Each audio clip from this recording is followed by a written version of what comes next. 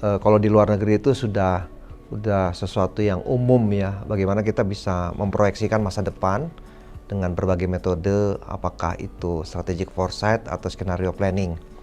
Nah, salah satu dokumen yang sangat menarik itu dari EY, Ernst & Young, itu adalah University of the Future. Jadi dilihat dari beberapa skenario ya.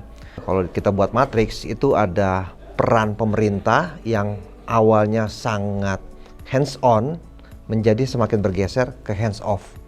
Misalnya dulu itu pemerintah seringkali membantu memberikan subsidi-subsidi pendidikan kepada universitas. Nah, sekarang ini perannya makin berkurang, artinya subsidinya itu makin berkurang. Yang kedua adalah bagaimana pengaruh teknologi ya, perkembangan learners dan juga tentu adoption dan juga industri itu dibuat menjadi program-program yang sebelumnya itu bundling. Jadi kalau kita kuliah di universitas itu ada namanya S1, S2, S3. Itu kita ngambil S1 itu 144 SKS. Itu harus ngambil semua, itu bundling. Nah, trennya ke depan itu akan jadi unbundling. Nah, kalau kita bikin itu ada beberapa matriks ya. Yang pertama adalah bagaimana universitas itu menjadi champion university. Ngejar ranking dunia, jadi yang terbaik lah, jadi yang terbaik. Yang kedua adalah bagaimana itu kemudian bergeser karena pengaruh pemerintah itu semakin berkurang. Dia harus bisa menjadi yang namanya social enterprise university. University harus mulai mencari sumber-sumber dana baru untuk bisa tetap beroperasi dan bahkan berkembang. Nah, ini yang kedua.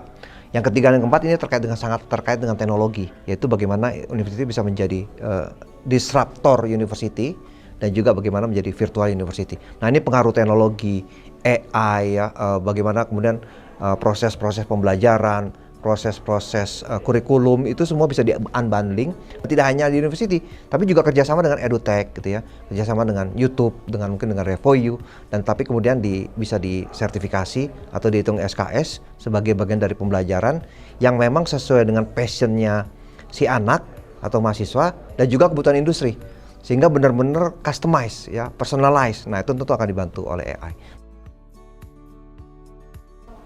Memang PTNBH itu sebagai yang terdepan, UI, ITB, UGM, IPB ya, itu sebagai universitas terdepan secara tradisional. Tapi kemudian secara ranking kita melihat bahwa uni ini tentu masih sangat fokus ke champion university, masih sangat fokus ke ranking. Tentu ada terobosan dari menteri yang sekarang bahwa ranking itu tidak jadi penting, bukan yang utama, tapi kemudian impact. Tapi belum masuk even ke social enterprise. Bagaimana sebenarnya PTNBH secara hukum sudah didorong agar kemudian mereka bisa meleverage aset-aset yang dimiliki ya. Kayak di ITB kita punya beberapa superpower gitu ya. Dosennya pintar-pintar, mahasiswanya pintar-pintar, alumninya luar biasa. Nah, ini kita belum meleverage apa yang dimiliki oleh universitas ini untuk bisa menjadi sumber-sumber pendanaan baru. Apalagi kalau kita kemudian masuk ke disruptor university sama yang online university. Ini sangat belum digarap. Kita masih melakukan proses pembelajaran secara online. Tapi bagaimana itu bisa customize, personalize, membentuk ekosistem bersama-sama dengan edutech ya, bahwa materi-materi pengajaran itu tidak hanya berasal dari university, tapi bisa juga kita berasal dari industri, asosiasi, dari edutech. Ini tentu sesuatu yang masih sangat jauh dari kondisi yang mungkin akan terjadi atau bahkan sudah terjadi di Eropa dan di negara-negara maju. Kita udah melihat beberapa di online ya, disruptor university di Eropa maupun di Amerika. Jadi ada banyak PR yang harus kita siapkan, Mas.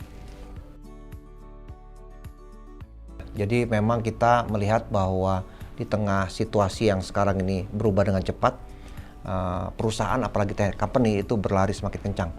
Sementara university di satu sisi masih cenderung dengan gaya tradisionalnya, tidak banyak melakukan perubahan. Ini akan menjadi kritikal ya buat Indonesia khususnya, karena ya di masa depan universitas ini kan tentu adalah lembaga yang bisa menghasilkan talent buat industri. Pada saat university tidak bisa keep up dengan industri, tentu akan jadi masalah.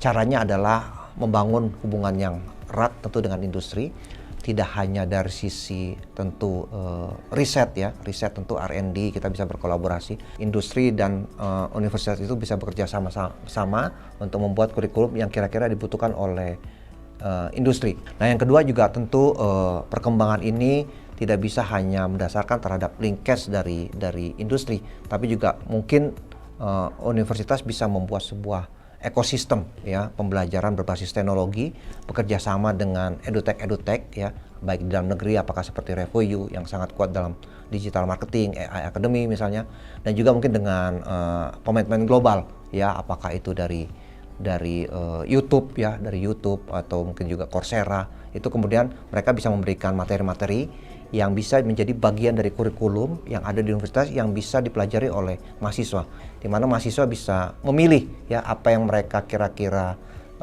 sukai atau apa yang dibutuhkan oleh industri. Tentu ada paket minimum yang harus diambil, tapi kemudian ada penambahan-penambahan yang kemudian akan makin relevan dengan industri, dan itu di leverage dengan teknologi digital dan AI. Nah, dengan cara seperti ini kita harapkan universitas bisa menjadi lebih align ya bersama dengan industri dan menghasilkan talent-talent yang sangat mampu berperan dan bahkan memberikan warna di industri.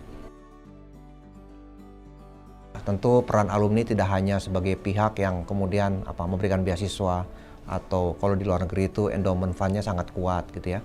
Tapi ada banyak hal yang kemudian saya melihat bahwa alumni ini harus dijadikan sebagai ekosistem builder, karena mereka yang punya linkage, punya network ke institusi-institusi terbaik baik di luar negeri maupun di dalam negeri. Misalnya kita bisa melihat ada beberapa top profiles ya alumni di ITB dan juga tentu di universitas yang lain. Mereka sudah punya jabatan-jabatan ya, yang kemudian ini bisa mengkoneksikan universitas dengan mitra-mitra terbaik. Misalnya di ITB saya punya rekan alumni itu yang bekerja aktif di sebuah yayasan yang punya koneksi ke Tsinghua University, ke Harvard. Nah, dengan hubungan dengan alumni ini, kemudian dia bisa membantu koneksi ITB dengan Tsinghua University, dengan Harvard, sehingga dosen-dosen Tsinghua dan Harvard itu bisa ngajar di ITB. Dan kita juga bisa melakukan kerjasama riset bersama mereka. Alumni-alumni ini juga mereka sudah kerja di luar negeri, posisinya bagus. Kemudian mereka bisa giving back ke kampus dengan cara mengajar, dan tidak hanya mengajar tapi juga menjadi coach ya, membantu adik-adik kelasnya agar bisa mempersiapkan diri untuk siap di dunia kerja, dan bahkan mereka mau membantu dalam beberapa tahapan, tidak hanya masuk ke dunia kerja tapi juga kemudian mengembangkan dia bisa menjadi manajer yang lebih baik, mengembangkan dia agar bisa menjadi direktur yang lebih baik. Jadi turut berperan dalam proses pengembangan mahasiswa ini sejak dia kuliah, sejak dia mencari kerja, dan bahkan sudah bekerja. Jadi ini ada banyak sumber kita yang kemudian bisa membantu leadership development programnya untuk mahasiswa kita. Nah, ada juga alumni yang mungkin kerja di SDSN yang namanya Sustainable Development Solutions Network. Nah, ini kita akan bisa tap ke sana riset-riset terkait dengan Sustainable Development Goals. Bahkan dana-dana besar itu grant-grant seperti itu bisa dibantu untuk kemudian ITB bisa membuat kerjasama ya, melakukan riset bersama, mendapatkan dana dan kemudian memberikan impact positif bagi masyarakat ya.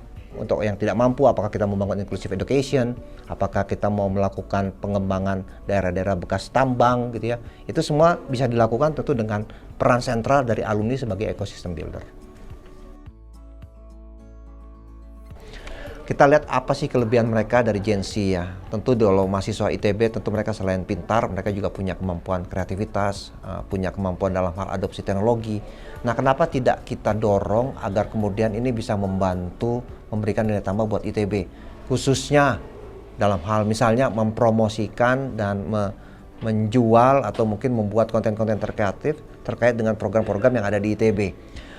Mungkin bagi saya kita bisa saja mencoba mahasiswa ini diberikan kepercayaan untuk menangani yang namanya kanal-kanal digital, apakah dari website ya, apakah dari sosial media, sehingga kemudian mereka bisa berinovasi bagaimana memperlihatkan kepada dunia kepakaran para dosennya, ya kan? Apa sih teknologi-teknologi yang dihasilkan oleh riset-riset dosennya? Nah, dosennya jago membuat riset dan mungkin inovasi seperti itu. Tapi bagaimana itu dikomunikasikan, bagaimana itu dipromosikan, tentu kita butuh mitra, dan mitra itu mungkin ada di depan mata kita, yaitu student kita sendiri.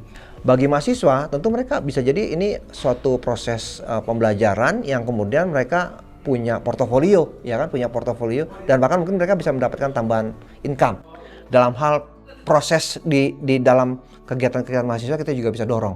bagaimana mungkin nanti mahasiswa bisa bertanggung jawab untuk setiap kegiatan-kegiatan, khususnya dalam hal pengembangan diri dari tingkat 1 sejak masuk gitu ya. Daripada kita melakukan ospek, mungkin ada beberapa hal yang perlu kita evaluasi, tapi mungkin bisa ditambahkan juga bahwa di tingkat pertama ada kegiatan namanya Leadership Development Program. Mereka belajar soal pengembangan diri. Di tingkat kedua mereka mungkin belajar tentang bagaimana berhubungan dengan pihak lain, teamwork, ya kan. Di tingkat ketiga mereka belajar bagaimana mengelola institusi. Nah, ini kita serahkan kepada mahasiswa. Tentu nanti dosennya masuk aktif dalam bagian perencanaan dan juga mengawasi. Jadi mahasiswa ini kemudian menjadi sentral dalam beberapa kegiatan di ITB, memberikan warna, memberikan kreativitas, dan sama-sama menciptakan nilai baru buat universitas. Dan mereka juga akan belajar banyak dari situ dan mungkin mendapatkan beberapa nilai tambahan dari situ.